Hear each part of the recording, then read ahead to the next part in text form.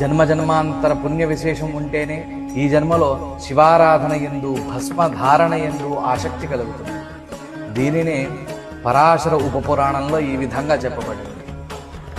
అనేక జన్మ సిద్ధానాం శ్రౌత స్మార్తానువర్తినాం వేదోక్తేనైవ మార్గేణ త్రిపుండ్రోద్ధూలనే రతి.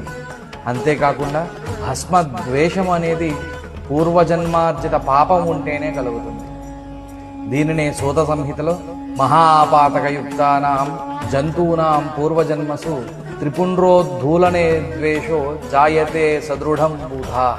అంటే పూర్వజన్మలో పాపము చేసిన వారికి మాత్రమే భస్మధారణ యందు శివ ఆరాధన యందు ద్వేషం కలుగుతుంది. శివుడు భస్మము భస్మధారి వేరు కాదు. శివుని యందు భస్మము యందు భస్మధారుల యందు ద్వేషము దూషణ ఎప్పుడూ చేయరాదు. ఇవి మహాపాతకములుగా చెప్పబడింది.